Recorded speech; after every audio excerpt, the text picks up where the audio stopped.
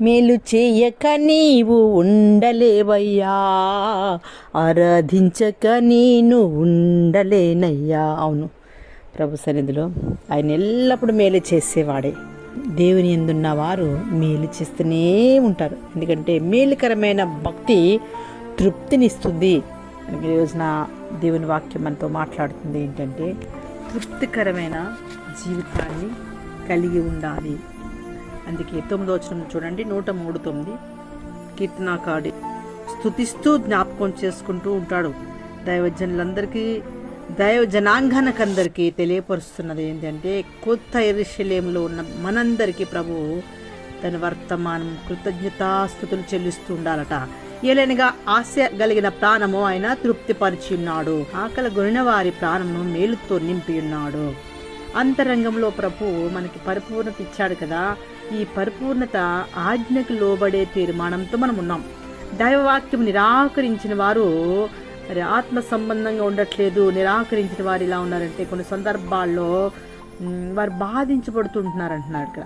వారి నివాసంలోంచి దేవుని సన్నిధి కోల్పోతున్నారు. అందుకని ఆత్మ సంబంధమైన ఆయన ఉన్నతమైన స్థలం నుంచి మనల్ని చూస్తున్నాడు. ఉన్నత స్థలం నుంచి ఆయన మనల్ని చూస్తున్నాడు. మనం నిలబడ్డా చూస్తున్నాడు, మనం మాట్లాడటా చూస్తున్నాడు, మనం ఆలోచించుట చూస్తున్నాడు. మనకు మేలే జరుగుతుంది. మేలు జరగలేన అంత మాత్రాన మనం దిగులు పడక్కర్లేదు. ప్రభు నీ చిత్తం ఏమైందో అని మనం గట్టిగా కన్నీటితో ప్రభు పాదాల చెంతగా అమరపడదాం. ఆయన మనం హృదయవాంఛలను తీర్చువాడు. నిర్లక్ష్యము హానికరం.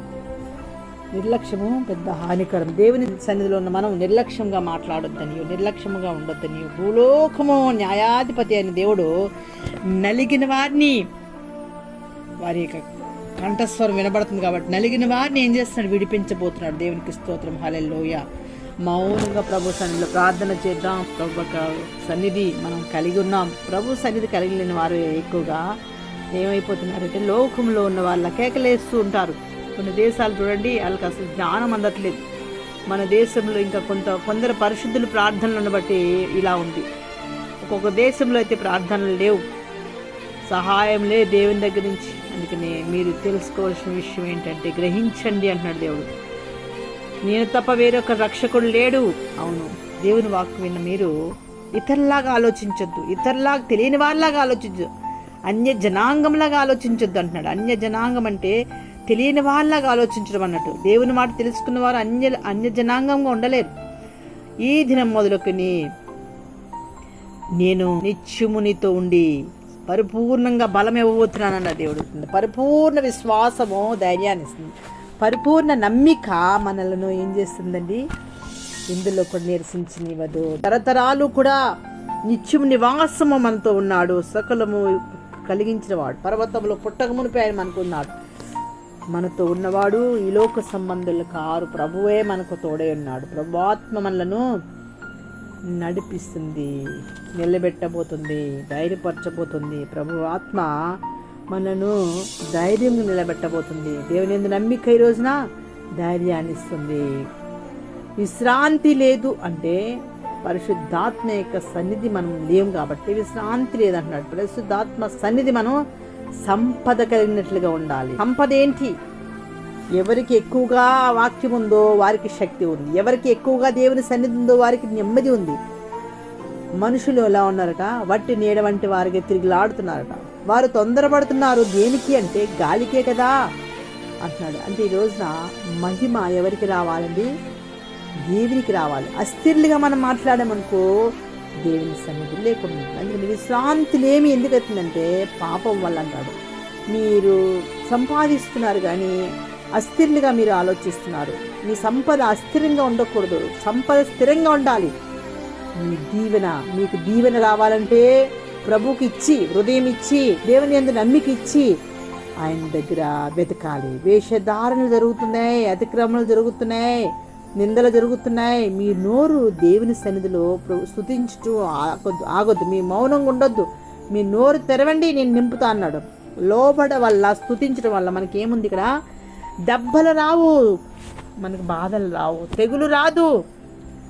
ఎందుకంటే ఆయన మాట్లాడుతున్నా, నా నాలుగుతో నేను పాపం చేయట్లేదు. అవును ప్రభువా, నీ సన్నిధిని నేను కలిగి ఉన్నాను. నీ నాలుగుతో ఏమాత్రం తప్పులు చేస్తే నాకు శిక్షలో దెబ్బలు వస్తుంది. అందుకని ఈరోజు నాలుగుతో తప్పులు చేస్తేనే దెబ్బలు పడిపోతున్నాయి. అవునా కదా? నా నాలుగుతో ఏమంటాడు, పాపము చేయకున్నట్లు ఏ మాటలు జాగ్రత్తగా మాట్లాడడానికి ఇష్టపడతాను. జాగ్రత్తలు అవసరమై ఉన్నది అన్నాడు. అవును, మాట్లాడుచుండగా మనుషులందరూ ఇలా ఉన్నారు, నేను మౌనంగా ఉంటిని. ఎందుకంటే మనుషులందరూ ఆజ్ఞకు అతిక్రమిస్తున్నారు కాబట్టి అతిక్రమం వారి మధ్యలో విచారించాలి. మనం అది చెప్పాలన్నా వద్దా, అనాలన్నా వద్దా విచారించాలి. ఆ మౌనంగా ఉండు. అవును, కొన్ని టైంలో నేను కొందరికి చెప్పాలనుకుంటా దేవుడు మాటలు. చెప్పొద్దు వీళ్ళకి అంటాడు దేవుడు, నాకు చెప్పొద్దు వీళ్ళకి, అసలు వీరి మాటలు వినరు. అందుకే నేను మాట్లాడకుండా మౌనంగా తరిపించేసుకున్నా. ఇంతకు ముందు మాట్లాడేదాన్ని, ఎక్కువగా మాట్లాడుతున్న టైంని అదుపులో పెట్టుకో నాలుకని దేవుడు మాట్లాడుచున్నప్పుడు ధ్యానించడం మొదలుపెట్టి నా గుండు మండుతుంది. ప్రభువా నేనేం చేయాలి అని నోటుతో మాట్లాడడం, ప్రభువుకు దగ్గర అవడం నేర్చుకున్నాం. ఈ రోజున అంతం వరకు ఎట్లా ఉండాలి? మన ఆయువు అల్పమైనది. మన నోరు తెరుస్తున్నప్పుడు మనం ఎలా మాట్లాడాలి? శరీర సంబంధుల మధ్యలో మనం ఉంటున్నాం. అలాంటప్పుడు మనం ఎలా ఉండాలి? ప్రభు మనకు నేర్పిస్తున్నాడు. ప్రభు వాక్యం మనలో ధైర్యం ఇచ్చుగాక ప్రార్థించుకుందాం. ప్రభువా, నీకు మొరపెట్టినప్పుడు ఉత్తరం ఇస్తున్నావు. కన్నీళ్లతో విత్తిన వారికి తగిన ఫలితము, తగిన ఆశీర్వాదములు ప్రభు మీరు ఇస్తున్నారు. నీ దృష్టి మా మీద రావాలి. నిట్టూర్పుతో తొలగిపోయిందన్నావు ప్రభు, నీకు స్తోత్రము. Thank you lord Jesus. Hallelujah.